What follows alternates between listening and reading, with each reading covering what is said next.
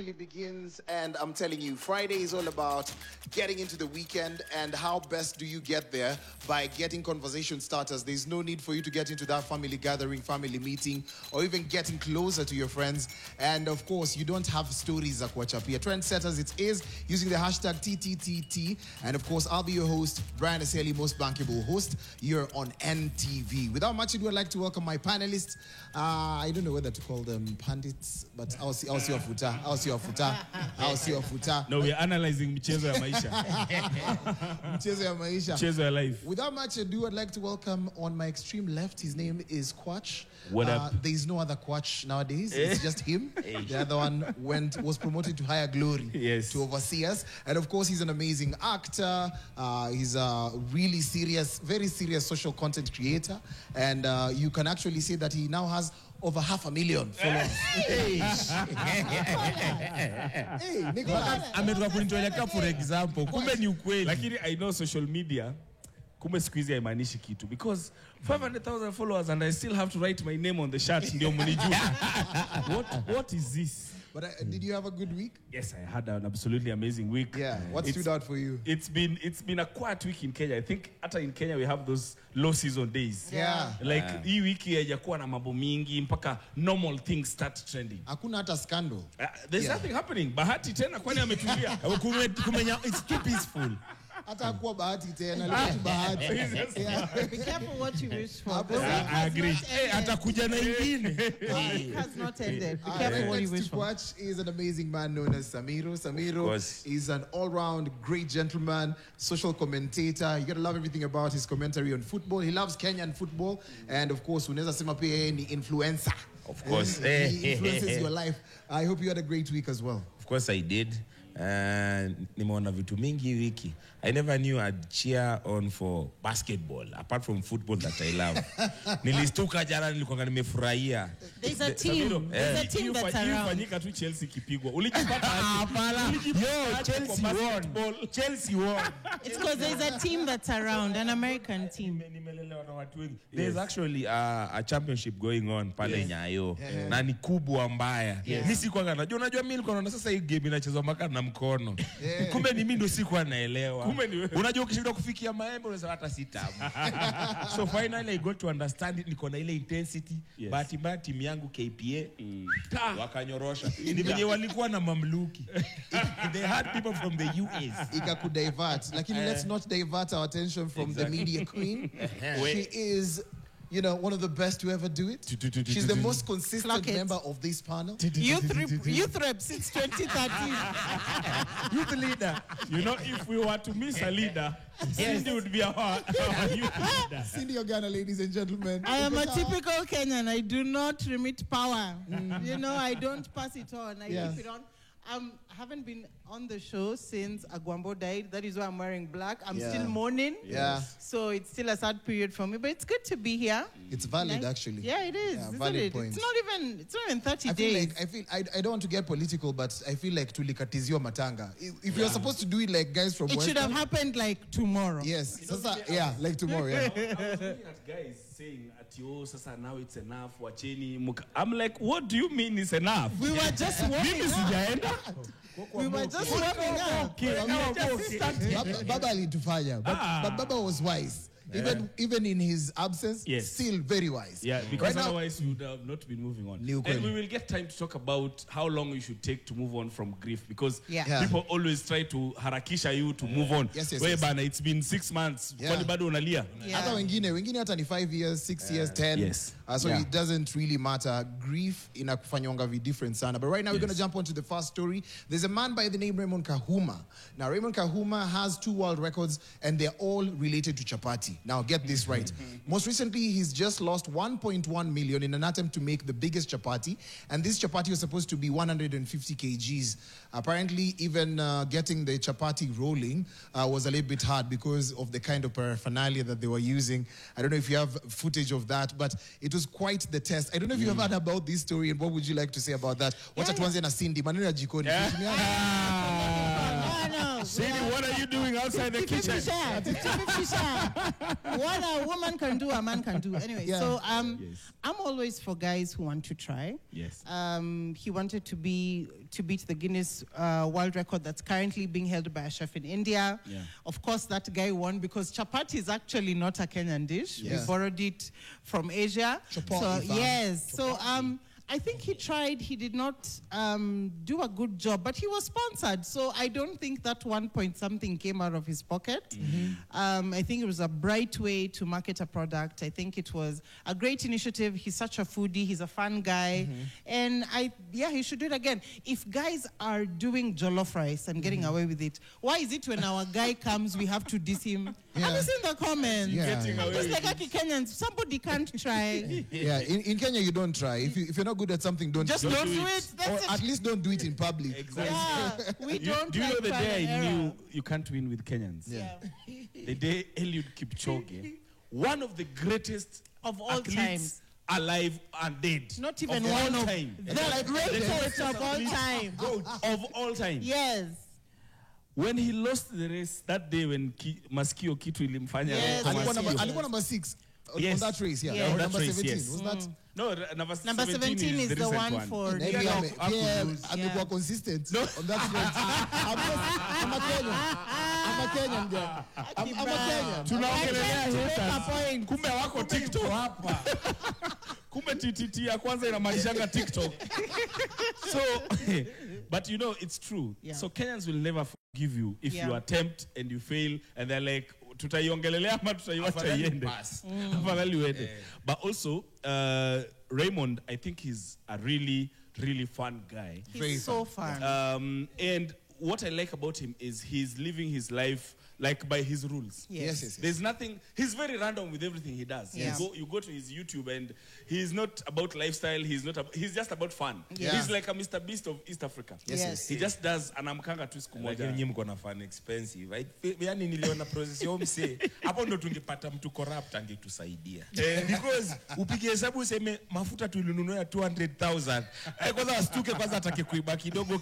Ndio ikuwe at least loss cheap kidogo. Angepata wale wa kupima salad. Yes. That's a very expensive loss. Hapo mse corrupt hapo aseme iunga kidogo tuchanganye na sijui nini. Chumato ilikuenda backfire. Si ati nina mtambua. Wa Kenya wanapenda ile kitu ya kujifanya ni kama haijauma sana. Ati hapana hata ilikuwa tu unga bundle moja. Na nini hiyo kitu haikuwa nini na wamenipa for free. 1.1 million bro. If you're willing to use or utilize 1.1 million for you to get a world record, you're a serious human being. You are serious. Watu wangapi wamewai save ikafika 1.1 million? And we are forgetting that he already has 2. He already has 2 records. One of them is the biggest Rolex. Your world record mtu ulipwa. So initially, watu walikuwa wanalipwa an equivalent of $1 million US, or 1 million equivalent of the money of your country. But now it seems that everyone else apart from the US were winning that money. So I don't know if it's still there. Because it would be a nice thing to know. Yeah. We're going to move on to the next one. It seems that we're going to Uganda. We've started in Uganda with Raymond Kahuma, but this time round we are going for M7. Now, this man just woke up on 9th of November and said, you know what, we need to have further discussion about the ocean. Okay? And now the discussions are that Museveni did not say that the ocean belongs to Uganda. He said that that ocean belongs to him. And now he gave a metaphor of a very amazing block. Say you're living in a block. Anasema awezi kuwa unasema ati watu wa 5th floor pia hawaoni your land. So anasema there is no way that Africa has one resource that should be equally shared. Awana feeling kama koko 5th floor na Kenya is really close to the ground floor. And then you tell people that he ground floor sio yetu. I don't know what you have to say about this. And his son Muhozi, who's also one of the seniors in the Ugandan army, said that tukicheza atakuja achote maji yote ya Indian Ocean. Coach, I know you have something to say. I just have a feeling that you have something to say. Do you feel like Africa should be fighting as we are, be it verbal, because it seems like it's a cold war? Yeah. If it was in the 60s, this would have been a serious issue. You know how I know that we are the big brother in East Africa? Yeah. When the younger brothers don't fear attacking you.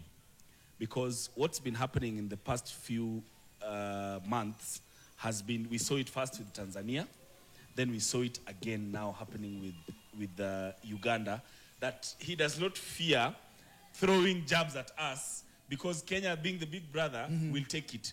Imagine if Kenya woke up one day and said, CC, we are closed. Like last time when we were told that, Kenyans are now not allowed to do small businesses in Tanzania. Yeah. If one day Kenya woke up and said, we do not welcome anyone from East Africa to come and do small businesses in Kenya. Yeah.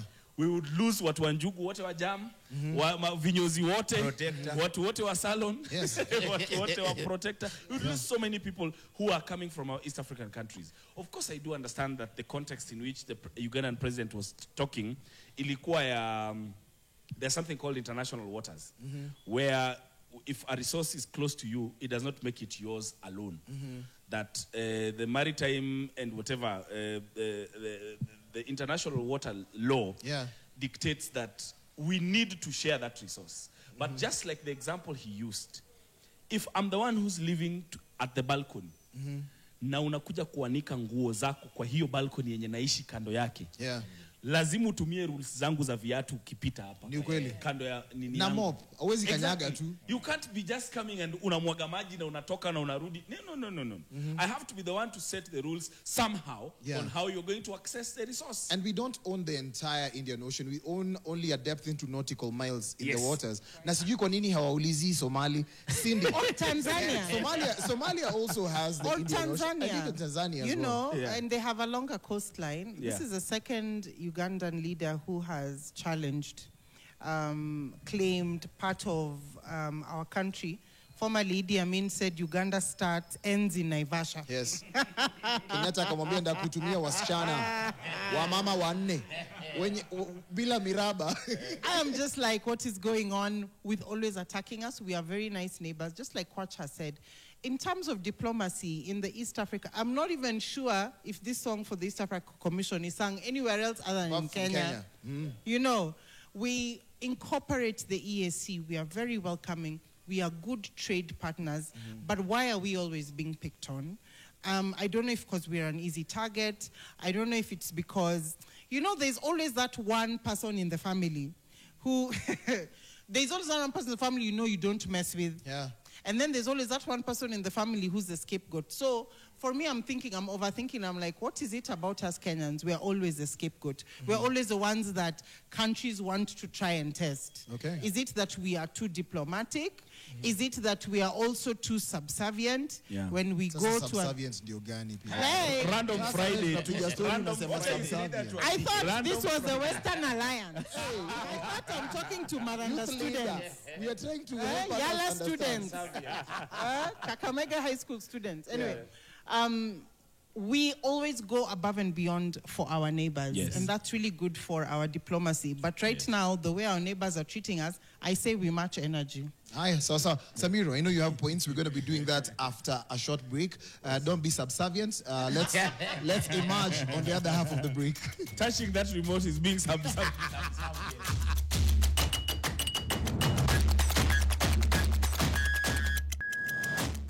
We are back, and of course, we thank you for not being subservient and not tuning into other stations. And sticking to NTV means that you're number one, you're a trendsetter. Using the hashtag TTTT means that you're joining us. I'm your host, Brian Aseli. On this amazing panel, we have amazing gentlemen and a lady. That is Cindy, Samiro, and of course, Kwach. I think it's important. It's important that I just read to them what it means, so that when they go into other arguments, they can use this word. Without further ado, you may proceed. Subservient means being overly willing to obey others or treating something as less important than something else. How do you use it in a sentence? How do you use it in a sentence? We are subservient to taxes. Exactly. Yes. We did not need that dictionary. He expected her career to become subservient to his. Play second fiddle. Where's that What is your contribution? Listen, I am not going to get caught up in this. Let's talk about Uganda. There's that myth. I don't know if you've ever heard of that myth where Idi Amin, Uganda's dictator, and also our first president, Jomo Kenyatta, were in a little bit of a tussle. It's a myth that has gone round and round. Samiro Sijika ilikufikia. And what do you think about this situation with Uganda? Of course, it got to me, but then let's not attack the president that much. May have a contractor for him. Kuna ule alisema atapigisha river corner. Unajua, the fact that maybe he tried it and it never worked. Yeah. We might as well just offer him to the president. Tuone kama Uganda. Tuone. Labda anaweza sogesha Uganda because you never know. Unaona? But then for him to say such a thing, I felt dared.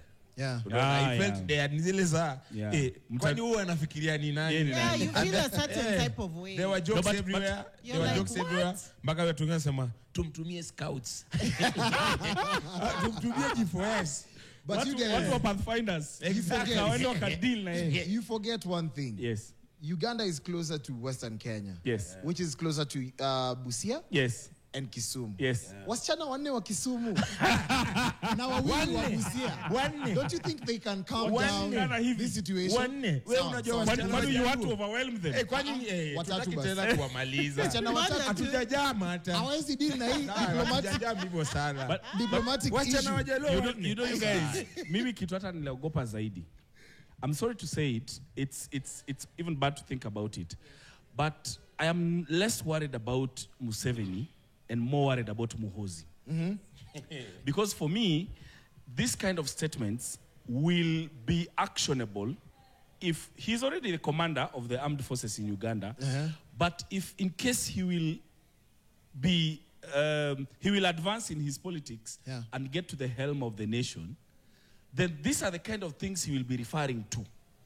He will now be taking them as gospel truth. You know, someone like Museveni, while he's talking about it, he knows the history of what has been happening since our independence. Exactly. But now when he will pass this kind of rhetoric on to now the next generation, it will be beginning all over again. Yes. That now all our fishermen are being arrested in Uganda. Oh, sijui they're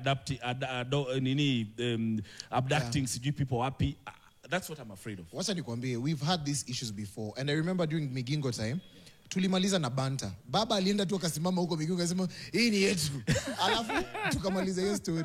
But the kind of thing you're saying is maybe, just maybe, if we don't politicize it, there's a bunch of Ugandans who just feel like it's theirs. Yes. They now feel like that's gospel truth. Yes. Especially the older Ugandans. I don't know about the Gen Zs in Uganda. Right now we're going to move. There are Gen Zs in Uganda.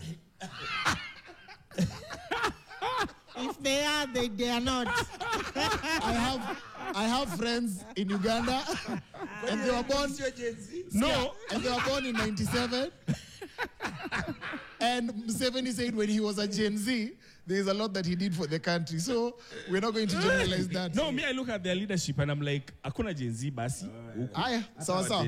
Let's move on to the next story. This is a man awarded over 5 million after doctors' negligence. Now, this incident happened in 2016 where a man underwent surgery. Imagine going through surgery and then mambo ikakuwa ni sawa. After you're done, later on, you get complications. And this man, there was a medical error caused, which actually caused him 5 years of severe abdominal pain until it was revealed that the instrument that was left in his body was forceps. Now, the High Court ruled that the hospital breached its duty of care, awarding Gogo. This man is called Gogo. Newton Nobat Gogo. Yes, was awarded 4 million in general damages, and of course 1 million in aggravated damages, and of course 131,000 in special damages. First of all, is this fair compensation? No, very little money. Very little money for leaving a pair of scissors in my body. Yeah. You can imagine the kind of discomfort that he had. Yeah. It is, first of all, whoever did that surgery should be disbarred because it's the same kind of mistake that surgeons do when they are delivering, when they're doing a C-section and then they, you know, do some funny thing and the woman has to lose her entire reproductive organ. You can imagine the kind of negligence it takes to leave a forceps and only to get 5 million. And this is after how many years? After 5 years. And probably he has sought medical attention, probably takes medication every day. I don't know if they're able to remove it. If now there's like tissue all over it, 5 million is very little. So you feel it's little. He what should do you have think about one more zero, 50 million would have made better. that level of negligence? Yes. And the guy should lose his license. Unless ni kesi ya rock doctor kama ule wa Iganjo, at what point of the operation do they use the surface of your body kuweka the scissors or anything? Because I understand. I'm just, by the way, paint a mental picture. Unakata hivi alafu unachukua unaweka. Unaweka. Like, how did you leave I understand kuna wana ile sani ya mabati wanaweka hapo. Yeah. But then for someone to do such a thing, that means ni lack of experience. Mimi wanasema ushike mic vizuri. Si mimi. Usijam. Hivi. Sema hivi. So it's either lack of experience ama tu hata negligence. So venye tu Cindy amesema, 5 million 9 kidogo sana, because you'll find half of it is lawyers' fees. You know? Exactly. No, that doesn't make sense. I've always wondered, now throwing up a spanner in the works, I think the medicine world is a very interesting world because there is a very ignorant thing someone said before, and it really intrigued me. It was very ignorant. Hii ni precursor. Muikumbuke mkichukua hii quote. Yes. Ignorant in the sense that they said, madaktari wanafaa kulipwa kama mafundi wa redio. Takulipa kama redio imefanya. What? That's risky. The reason why this is on, that's it. Payment on delivery. Payment on delivery. No, the reason why this person was saying this is because sometimes you find we are contributing 20 million for someone we have lost, and of the 20 million, 30 or 40% is doctor's fee. I'm not saying that the body works differently from a radio, of course. That's why I said it's very ignorant to say it. But the reason why this person was thinking like this is because there is a lot of leeway in the medical field about whether you will be okay or not. Yeah. It is not a given that when I treat you, it almost operates like religion. That mimi nakutibu tu, but whatever will come from this process will be determined by other forces superior to me. Let's see how the body will respond. Yeah, so which is true, the body does respond differently, and medicine is a progressive thing. Yeah. But why I'm relating it to this case is negligence sometimes also falls in this category. Why? Because today it's a Caesar, but sometimes it's a procedure that you can't put, it's not a physical object. Yeah. The negligence has been in some different form.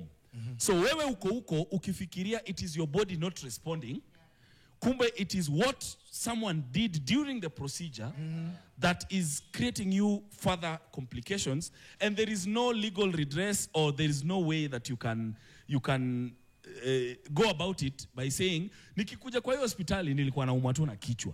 What is this thing about? Would you imagine, and misdiagnosis as well? Yeah. Some I people was have been just treated about for... to say that. Yeah. Oh my God. Yeah. Yes. Having been in the cancer world for a couple of years, the number of people who died just because they were misdiagnosed, it's ridiculous. And I think Kenya doesn't have a good track history of holding misdiagnosis and medical negligence to book. Juicy, there was a lady who went for a medical cosmetic procedure and she died. Yes. She went for a whole the BBL or whatever, and she passed on. Nobody has been held to book. The organization shut down, but they're operating elsewhere in other countries. Yes. And this is somebody's wife, mother who's gone, and there are so many cases.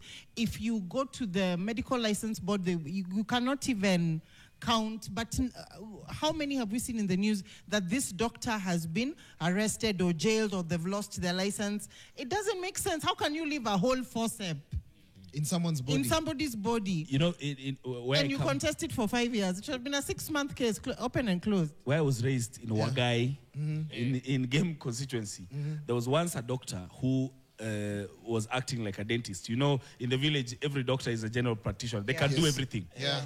So now this person goes to the doctor and akatolewa meno. And then 2 days later, kichwa ikaanza kufura. Then he's being told, hiyo ni kawaida, mtu uking'olewa meno, lazima ikuwe inaongeza sijui nini. Do you know it is after this we lost this person? No. This person died, yes. Oh no. After we lost this person is when we realized this person is not a dentist. He's a CEO. You know, in the village, at the clinical officer. Yeah. In the village. At a daktari, but the clinical officers don't do degrees. You get what I mean? Medical degrees. So, I think oversight in this kind of fields should be very thorough, because the direct result of negligence in medical field is death. And there is no coming back from it. Yes. You've actually touched on very serious issues, misdiagnosis, and of course surgery gone wrong. There's others that are really botched. For example, the ones for cosmetology, where unaenda kujitengeneza, you don't like your nose, you're adjusting it, unapata it affects your entire face, where you become sick. but the medical side of things needs to be actually checked. Right now, we move on to the next one. Now, a mother in Kisii delivered quadruplets. Now, quadruplets ni ngapi? 4. Now that she's our walking dictionary. Yes. Quadruplets ni wanne. Now, the 3 boys were named Raila. That is baby number 1. Baby number 2 was Amolo.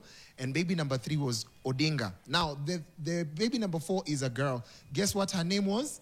Aida. Now, it seems we'll have a lot of children in the near future being named after Raila Amolo Odinga.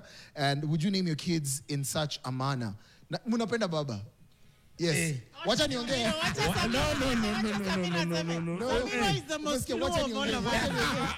Samira is the most Luo of all of us. Sasa, personally, mimi nilibaki tu nimependa Omzae because you're growing up in a family where you're not given a choice. Ukizaliwa tu hivi unaona yeye ndio anasifiwa, yeye ndio anaimbiwa. Yeye ndio every other person from your tribe anamtaja. So I always thought orange was my mother's favorite color. Coincidentally, ama venye iko chama yenyewe ni ya orange. That explains the interior of Yes. anaelewa. So what I'd say is I don't think this man really knew who he was, because at this point, unaona, first time when he was being pronounced dead, walisema one Mr. Raila Odinga, unaona. Lakini I think after kujua ujama kwa nani watu wanamuongelea hivi. You know those guys walikuja mpaka Bondo au madaktari wote. Umeona? Yes. Last week I think was it it was last week. Kulikuwa na watu wametoka Uganda. Wamekuja kumuongelelea. When Morgan Changirai from I think Zimbabwe. Alikuwa mambo he should not go there. But lakini when he went there, the way they received him, at this point I don't think this guy really knew who he was. Baba had a statue in a museum for heroes in Mozambique.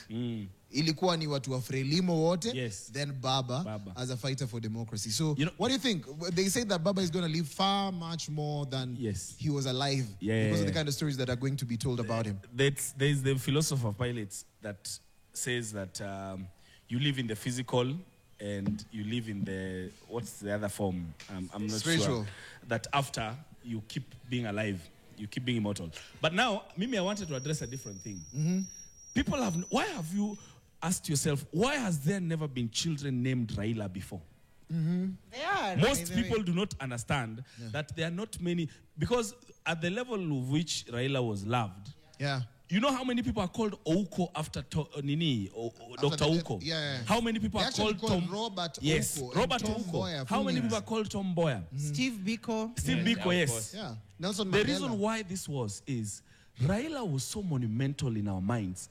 It was almost blasphemous to call anyone else. It's like calling your son Raila. Jesus. Exactly. And you know the name Jesus is actually very popular in Brazil. Yes, exactly. In Brazil, unapata watu, hey, where Yesu? Yesu. Jesus.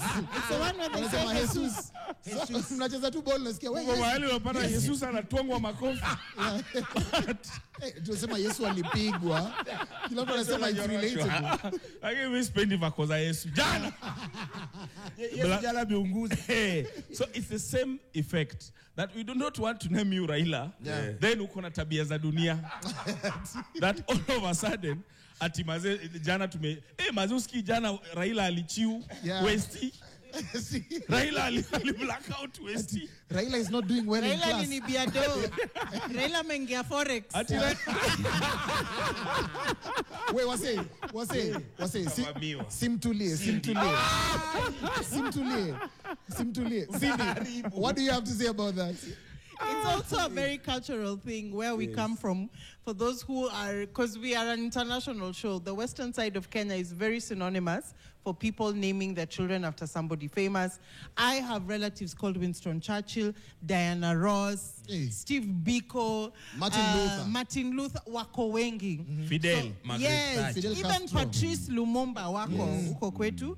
So it makes a lot of sense. I think, you know, what you've given me insight, I've never thought how come. I've never heard of Raila before. But now we'll hear a lot. I guess there are more kids who will be named Raila because we want to immortalize him. I love the comments right now. You can actually share yours as well. The hashtag is TTTT. We'll be back in just a bit.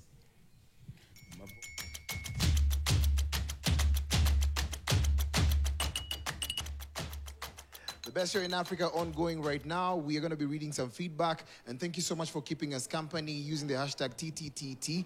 But we're now known as trendsetters. Trendsetters, mkosawa? TS. TS in the house. Yes, in the house. It's crazy that we're calling ourselves trendsetters and we're talking about the trends. Like we are not the ones. Okay. We are the ones. Actually, that's how it is. Right now, I don't know if there's any feedback on your end, any salams. I have a funny one from Dido Olo. Aki Dido. So Dido says he can see the color of every seat except mine. Like, like on that hill, he's... You know where I come from. You know I stand and sit on business. If he was seeing the color of the seat, you'd have betrayed the region. But there is someone here who's Stalls. He's saying, hapo kwa negligence and misdiagnosis. Imagine it's even worse with mental patients. Everyone gets diagnosed with bipolar in those hospitals. Yes. Then there was someone here who's from Busia. He's saying, Kwach, I needed a space to say this. I'm from Busia, Uganda border. We know Muhozi. That guy is crazy. Imagine we should be worried. Kwanza, if he takes over from the dad, those guys have always been claiming Kisumu since Kenyatta's. What? Yeah, that's crazy. Some more comments? There's someone saying, of course, Stars. Raymond is a genius. I genuinely love his content. He just shows us there's no limits to things. I won't be surprised if he broke another record. When expensive records. Yeah, Samiro, wanasema mic ushike vizuri. Okay. Unajua Be a rapper. You already have the ring. You have the bling, man. Sasa ninge tu kwa yo. Yeah. And yo. You know what my mom used to say? Gwaloma kamateno, gwaloma kamateno. Cindy, any feedback? Yes, we have Dak and along at his handle. Medical malpractice litigation needs to be enhanced. Others, doctors, otherwise, I think he meant, doctors and nurses get away with a lot. I know we've talked about doctors, but one time we'll talk about nurses. Ndakupatia story yangu. Guy! Ukiza, nanas. Hey. Yeah. She's a story and a half. No. Hey, you have to experience. You have to come to my side of the street first of all. You guys are still young. John Omondi is saying, mimi hiyo ya Museveni kuitisha vita ndio nangoja. Naweza furahia kuvaa jungle na kushika bunduki kwenda kuonyesha huyo Museveni kwamba hii nchi si ya mchezo anaofikiria. Akicheza tutakunywa chai Kampala asubuhi. What is this about Kenyans thinking that they can fight everybody? I know. And you know Kenyans are the least equipped East Africans. All other East Africans. Ndakuchapa. Kenyans think that warfare is X. It's not X. It's not X. Sisi ni fast body, you go KOT, of course. But when it comes to groundwork, are you sure that ordinary Kenyans can fight ordinary Somalis? No. Absolutely not. Tuende huko Somali. Absolutely not. Do you think ordinary Kenyans can fight ordinary guys from Djibouti? But you know, unajua, the problem is, wewe unafikiria mimi na Samiro, badala kufikiria wale wa Masai wako pali, wakiwekwa head on, wewe unasema nisiwak na nyinyi. Fanya hivi. Ona usiwak na Kwach. You don't have to think about Kwach.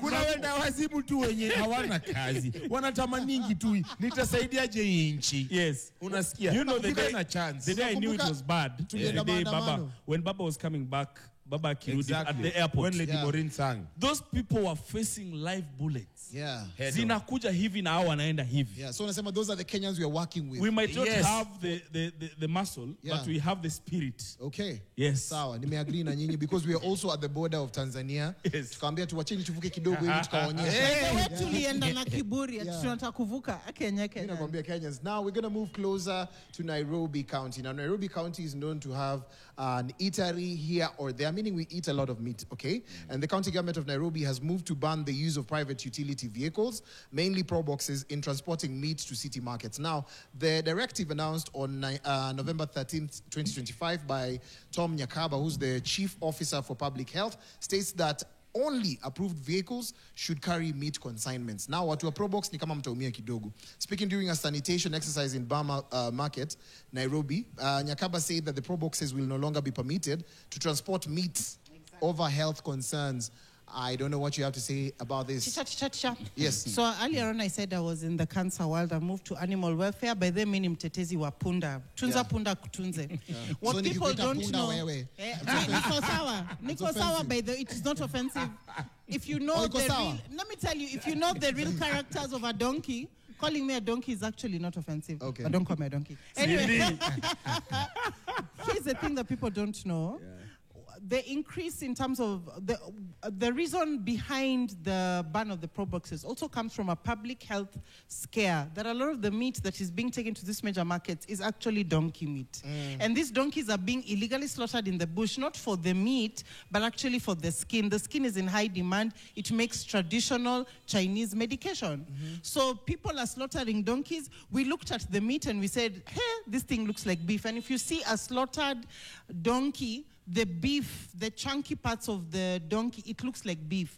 You can also mince it with fat to make mincemeat. So there's been a public health scare of people saying, look, we're eating donkey meat, and guys are like, kwani nitakufa nikikula punda? Pundas have something called zoonotic diseases. They even have anthrax. So you see, the government is trying to curb that by starting with the transportation of Proboxes, because where those donkeys are slaughtered, ni kichaka ni mali Probox inaweza fika, si lori, si onduthi, ndio zinapelekwa haraka asubuhi paka kwa market. Nakupata wewe punda mwingine uko na nini ya kusema? Wamesema no. Guys, walisema we can use the word punda because it's a compliment. It's a friendly animal. Pia mimi ni rafiki wa wanyama. Naweza sema hivyo. Wanyama mgani? Michael. All animals. I've been a scout before. The footballer. So for me, I think Kenya, ukisikia kitu imetangazwa, there's always two sides to the story. Ukiona imefika pale, they're saying it publicly. It's because someone has not gotten his share of the bargain. Okay. Unaona? Sababu there's of course money involved in this. Na sisi we are not used to exposing things vile inafaa. Okay. So hapa niko sure ni deal gone sour. Okay. Wow. So you say that it could be a deal gone sour and someone is trying to expose them in that way. Yeah. Quach. Absolutely, I still need to find a legitimate reason why we should start with the transport. Like, I find it very odd that out of the whole chain, if Cindy is right, and this is assuming Cindy is right. Of course I am. Assuming that huyu si Cindy amewekewa budget akuja tetee mapunda. Assuming paid partnership. Paid partnership. Mpaka Cindy anasema yeye. You know, who ndio the first influencer wa punda? And I'm so happy. She's a pundit. Come on, guys. Come on, guys. She's crying for the donkey. Punda milia. So, assuming that she's right, that they are curbing the use of Proboxes because it is what is used to transport donkey meat. Isn't that very odd that unless this is what is making news because it is odd, but isn't it odd that in the whole chain of acquiring, rearing, slaughtering, transporting, and the market, that you start with the transport? And that is why you need to ask, why the transport? Why maybe not they're dealing pickups? with the important parts. Why not tuk-tuks? Why is it the Proboxes? Because the Proboxes are used in illegal trade. But I'm also wondering, ban the Probox, ban the trade. Let me ask you. We have seen people wakifunga nyama kama wale watu wa Mortal Kombat, wale watu wa wanafunga kwa mwili and getting out of the forest with those. I'm just wondering what I am yet to find really, what is the logic behind saying, because this will now be transferred from the Probox to the official transport vehicle, if that is what is happening. Of course. Like, it is not, it's like saying it is the panga that cut the person and not the holder and not the person who was being cut. Like, it feels like such an intermediary part of it. But then solution. An integral part of it. Yes, it the is. Transportation. Yeah. Naona, so kama Cindy anasema ni Probox ndio inapenya paliziko punda. Because I think and that's also very and that's also very poetic, because Probox is the only car that can work close in a panda mlima. You should see where those donkeys are slaughtered. So guys, be careful the samosas you eat. So it's Friday, and of course we go out for parties and stuff like that. But it seems that a viral comment by Sandra Shiko about there's something that happened, and it talks about how in clubs right now it's very hard for actually anyone to actually see a huge group of men. So netizens have expressed concern over the noticeable absence of men in clubs, concerts, and also major entertainment events across the country. Now, her observation sparked nationwide debate on social media, with many linking the trend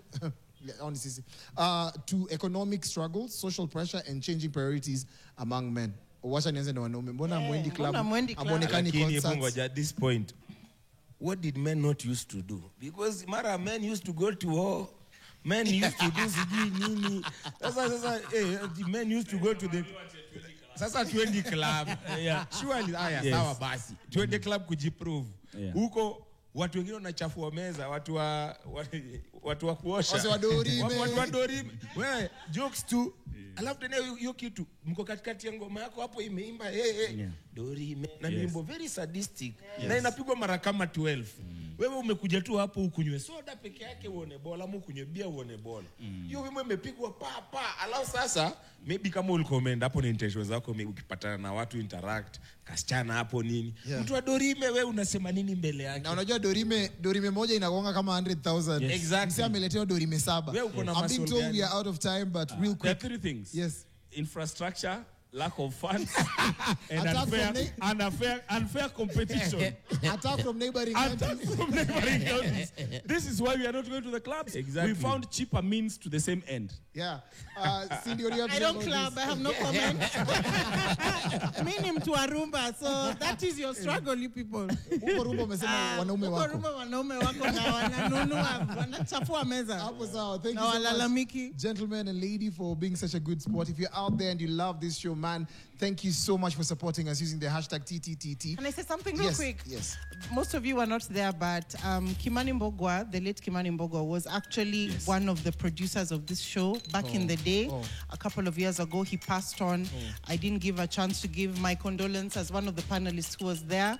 He was a beautiful soul. May his soul rest in peace, and deepest condolences to his family. We say Paula to the family of Kimani Mbugwa. You're such a great contributor to this show, and we don't take that for granted. But for now, we have to say, have a beautiful evening. We have news, and then soon after, we have Friday Night Rave with Brian Aseli, Claude and Isabo. It's all about dancing, all about having all those conversations that we've not had right here.